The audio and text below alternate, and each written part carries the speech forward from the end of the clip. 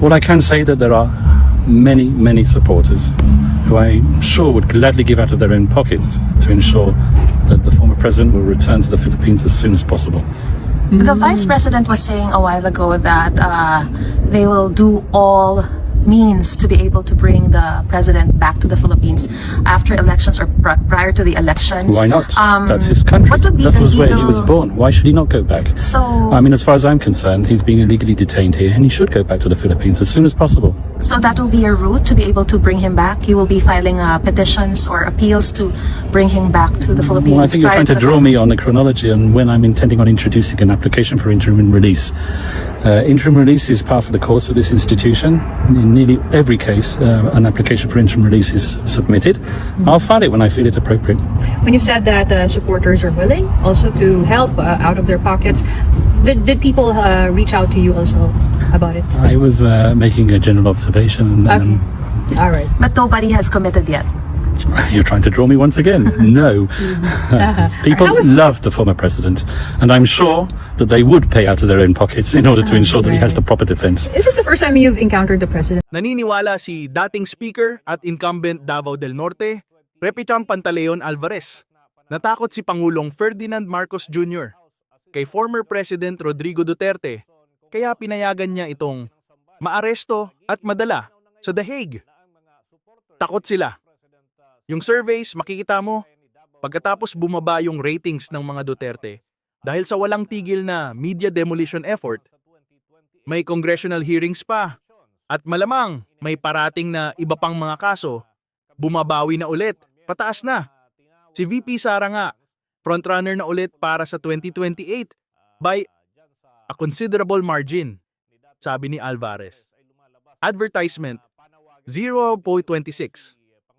Ang mga hakbang umano ng Administrasyong Marcos ay taliwas sa sinasabi nito na walang jurisdiction ang International Criminal Court, ICC, sa Pilipinas. Mahal ng mga Pilipino si Tatay Digong at hindi nila mahal si Mr. Marcos. Tapos, yung mga kaalyado ni Marcos ngayon, tulad ng mga liberal ay mga kaliwa, ayaw din sa kanya. Sinasamahan lang siya dahil gusto nila yung ginagawa ni Marcos na paginitan ang mga Duterte.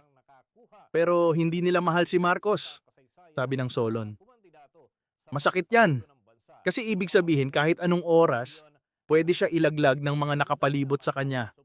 At pwede siya iwanan ng taong bayan. Insecure, di ba? Kaya imbes na may kalaban siya para sa pagmamahal ng mga Pilipino, pinadampot na lang niya at sinuko si Tatay Digong sa ICC. Dagdag pa ni Alvarez. There was the proposition that the immediate surrender of the person arrested to the jurisdiction of a foreign government, a foreign state, or international tribunal can be undertaken without judicial proceedings under 9851, Section 17. I respect the opinion of our hardworking and brilliant Secretary of Justice. But nevertheless, I respectfully disagree. Surrender without judicial proceedings might amount to a violation of the liberty of abode that is guaranteed by Section 6 of the Bill of Rights. The liberty of abode cannot be impaired without a lawful order of the court. That's the text of the Constitution. Now, this constitutional protection is a barrier for any government action that would simply compel an individual to change his residence. So to compel a person, to expel a person from his country of residence without a lawful court order by excluding the judicial process might amount to a violation of the liberty of abode. Now, surrender as an option under Section 17 is applicable only in very narrow situations. One is when the person to be arrested has already voluntarily surrendered to the custody of the national government, in which case that negates the necessity of the extradition process. The other option is when the person to be arrested is actually an alien, in which case there's no need to go through the extrajudicial process. It's only a deportation process which does not involve a court proceedings. So, in those two instances, surrender without court proceedings would be possible. Other than those proceedings, it would be very difficult to maintain that is sanctioned by the Constitution. So ang Thank you, Your Honor. sinasabi po ninyo, dalawa lang pagkakataon na pwede mag-surrender. Kung yung mismong akusado at arestado ang nagsusumite sa pamahalaan, yun, pwede yun. Yes po. Kusa niya yun. Yes. Ikalawa, kapag banyaga, Yes po. hindi naman Pilipino, Yes po. deport, executive action yun. Yes po. Mabilis, walang kailangan na korte-korte. Yes po. So yun lang, wala na pong ibang exception, wala na pong ibang sitwasyon kung saan pwedeng surrender. Kasi pinagpipilitan na sinurrender, sinuko ang Pangulong Duterte ng pamahalaan sa Interpol. Yun ang pagkaintindi ko sa sinasabi kanina. Sinasabi ninyo, hindi po pwede yun. Dalawang pagkakataon lang ang po pwede isuko ang isang Pilipino. Yung isa pa nga, hindi sa Pilipino. Attorney Medina po. Yes, thank you, Madam Chair. I stand by my statement. There may be possibilities that surrender can happen in other situations, but certainly surrender of a person necessarily requires the lawful order of the court. And this requirement is consistent with the policy of the Constitution that whenever there's a deprivation of liberty, court intervention, judicial proceedings, judicial process is a requirement because the right to liberty is placed in an exalted status in our constitutional system. Hindi po pwedeng, the Constitution does not contemplate exclusion of the court process in depriving a person of his right to Pero Torre, sa sa pagdinig, Criminal Investigation and sinabo ng Detection Group mambabatas, Chief Police si Major Torre, General sa Nicolas ginawang Torre III paghatak at si mambabastos dating Pangulong nito Rodrigo sa Duterte abogado ni na makasakay Duterte ng eroplano at hindi matapos pagpapayag na isilbi papasukin ang si Vice arrest warrant President ng International Criminal Court laban sa kanya. Itong ibinunyag ni Torre sa pagdinig ng Senate Committee on Foreign Relations ukol sa ginawang pag-aresto ng mga otoridad sa dating Pangulo. Git ni Torre, marami na raw kasing panlilinlang na ginawang kampo ni Duterte dahilan kung bakit niya pwersahan na sa eroplano ang dating Pangulo. Dagdag ng opisyal, kailangan niya raw gawin yon dahil kung hindi, ay hindi naman voluntaryong sasama si Duterte. Git ni Marcos, matanda na si Duterte at may sakit pa, ngunit bakit raw ganun ang nangyaring pagtrato? Dito sa video, nakikita na si General Torre hinihila yung abogado. Standard procedure po ba ito ng Madam Chair? PNP?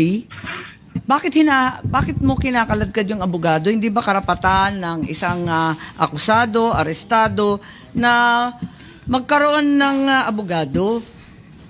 Bakit ayaw ninyong palapitin yung abogado? Madam Gabi na Chair, ho if I yun, may. ma'am. That's already the time that I'm forcing everyone to board the plane. I'm already forcing the former president to board the plane, ma'am. Tapos na yung napakarami ng optics sa kanilang ginawa dyan, ma'am. And Interesting use po of force. You were forcing them.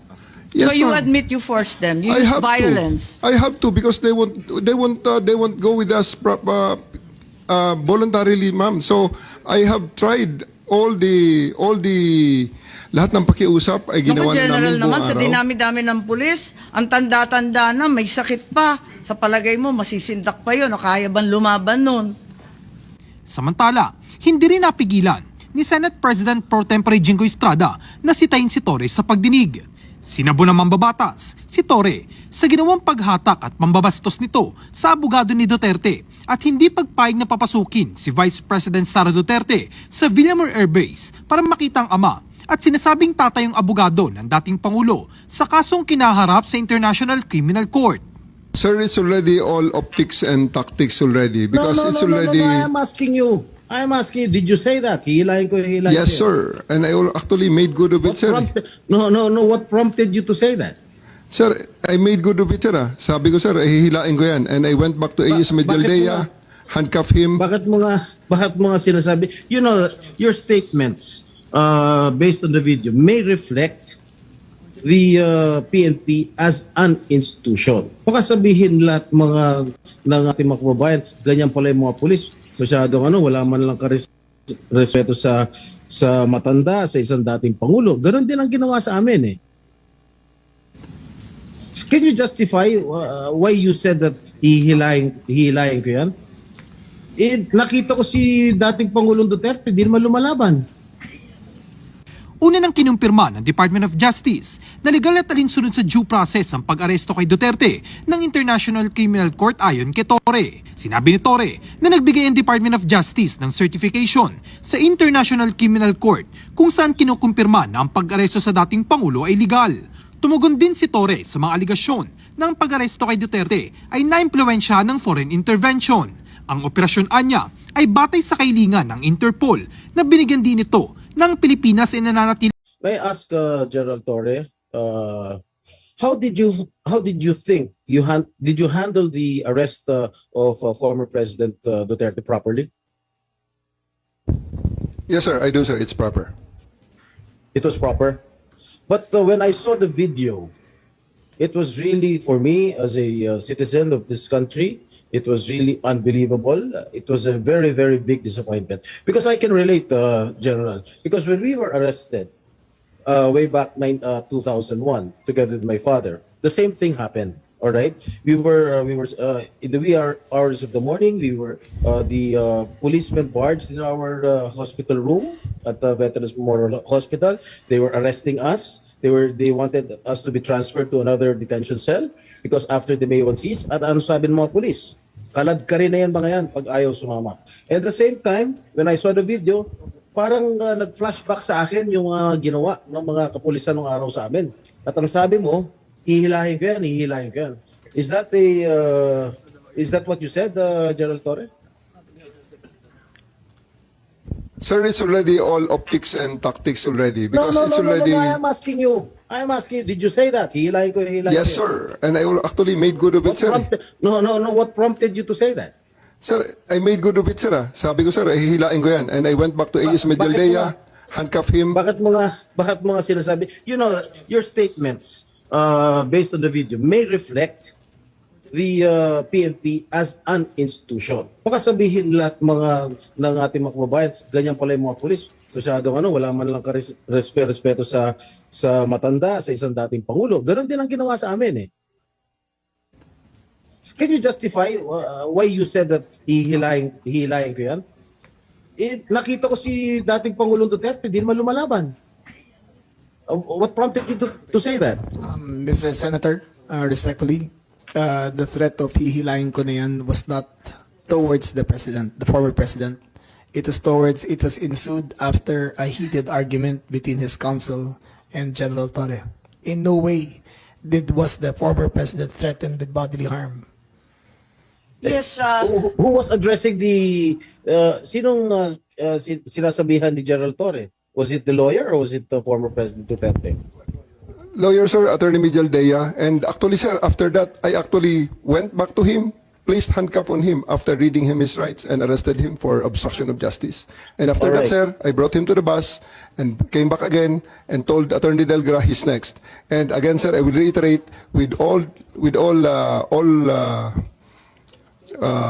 all credits goes to the former president because after he saw that I'm already very, very serious in bringing him to the plane, he said, okay, let's go. And I told Romy, the PSG, to just escort him and he went voluntarily to the bus that brought him to the plane. sisingit Right. lang ako Senator Jinggoy. Kasi binabasa ko dito yung standard operating ng PNP. Ang liwaliwanag naman no torture, no force, no violence, threat, intimidation, or other means to vitiate the free will to be used against the arrested person. Di the more, sabi mo nga, ikaw na nag-admit forcefully. Talagang you used force. Bawal po yun. Ma'am, it is, I placed E.S. Medialdea under arrest for obstruction of justice. Sabi nga ni Senator Jinggoy, hihilain mo pa. Yes, ma'am. I did because I have to get into their heads to make them to make it very, very clear to them that we are already very, very serious of Tama launching nga. the president to Oo the naman, plane. General, pinapaliwanag mo, pero bawal ang paggagamit ng dahas, ng pananakot, Ma'am, ng just to be clear. intimidation, or any other means. Ang liwanag nasa kapulisan yan Just to be clear, operationally, there was obstruction of justice. It was the decision call of General Torre to place him under arrest for obstruction of justice. Now let us separate what happened to the president. You're talking about Attorney Medialdea. Yes, ma'am. Paano yung iba? No one else was armed, ma'am. Yung attorney. No, wait. Yung abogado. If I may, Senator Amy. Yes. Madam Chair. Ayan. Sino yung kinaladkad nung isang pulis Yung security na nakaitim. I think it was General Torre na hinila yung isang abogado. Dalawa yun eh, yung abogado, hinila yung upuan, di ba? Tapos yung nakaitim na secure, kinaladkad din. Si Attorney Delgra, sir, because he is next to be arrested. And because of that, the former President PRRD saw that I'm already that serious. And he said, he prevented the situation from further deteriorating and escalating. So he said, let's go. Isn't he entitled to a counsel of his choice, General? Yes, sir. For 12 hours, he was there. Oh. Can't he speak to his client? Biglaan nyo nalang... They are there for 12 hours, sir, speaking to each other. Ano? They are there for 12 hours speaking to each Alright. other, sir. One more thing that I noticed in the video, no? Ang sabi ni PRRD, papasukin niyo yung anak ko. Abogada siya. At ang sinabi mo, hindi ko siya papapasukin. Why not, General Torre? That is a decision. That is my call, sir. That is my decision. Considering that he had already been assisted by 3 lawyers all throughout that time, sir. And gabi na ho yun, sir. The request was made at around mga 9 o'clock na, sir. 11 hours General after Torre, ganito, the first arrest. Tanggalin mo na yung titulo ni Inday Sara. Kalimutan mo na siya na Vice President. So, pagpalagay natin hindi siya Vice President. She is an immediate member of the family.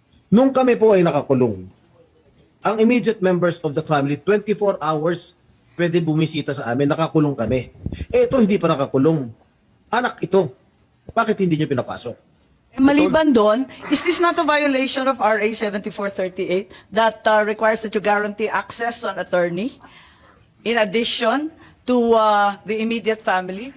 The President also said na yung anak niya, yung babae, abogado ko yun, papasukin nyo. Hindi nyo pinapasok. Abogado yun eh.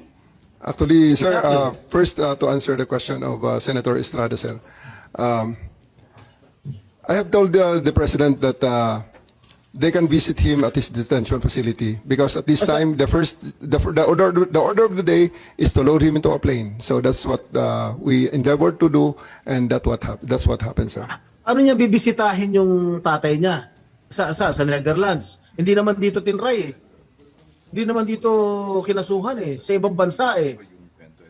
Oh, bakit hindi niyo man lang binigyan ng kortesiya yung anak na isang abogada na magkukonsulta? Katulad nga na sinabi mo kanina, yung mga nakakulong nga, 24 hours pwede bumisita ang immediate members of the family. Bakit ito hindi pa nakakulong, hindi niyo pinapasok ng anak? Our mission at that time, sir, is to deliver him to the My God. body who Kahit issued the ano warrant, mangyari, sir. Nasa batas yan. Nasa batas yan, General. Immediate members of the family, lawyers, priests, etc., etc. I should know. Nanggaling ako dyan. Tapos ito, hindi naman nakakulong. Again, I'm not defending President Duterte. I'm just explaining the rights of an accused. Because naging akusado rin ako. And I don't want that to happen to anybody else. Dapat naman nagbigay kayo ng konting kortesiya o respeto man lang sa mga dating presidente dahil naranasan namin yan. Nung kinulong po yung tatay ko, ganun din. Kawalang respeto ang mga pulis sa amin. Porket nawala na ba kami sa kapangyarihan, ganun na lang. Matanong ko naman sa General, wag naman po sana mangyari, God forbid. Sa pag sinapit ng ni President, sumapit ng ganitong sitwasyon si Presidente Marcos, gagawin mo rin ba yun sa kanya? I hope not. Ang liwanag po ng batas, kung ma-follow up ko lang si Senator Jinggoy, tama po siya. Hindi lang yung immediate family, medical doctor, pare or religious minister, any national non-government organization, ang CHR, international non-government accredited by the Office of the President. Lahat yan may access, pero pinagbawalan ninyo. On 2 counts, immediate family na, abogado pa niya. Bakit ganun? Mama, I think that's sub judice. I think we should be wary of many of the things we were mentioning Bakit here. po naging sub judice yun? Ito kasi, habeas corpus po ang petition. So everything about the arrest will be asked by the Supreme Court. Kanina pa natin kung pwede ho. pag-uusapan yung aresto. Pero I think that we're just passing, parang lumalampas na po tayo sa boundary. Senator Jinggoy, po. Ang sinasabi ko lang, the manner on how the former president was arrested, because ayoko naman mangyari sa darating na panahon na magkakaroon naman tayo ng ganyan. Sana makapagbigay lang ng korting kortesiya man lang, nakausapin yung mga abogado, pero nakausapin yung mga members ng immediate family niya, sana naman binigyan niya ng pagkakataon. Kaso mo, nung nakiusap si dating Pangulong Duterte na papasukin yung kanyang anak na abogada, tanggalin mo na hindi siya, na vice presidente siya.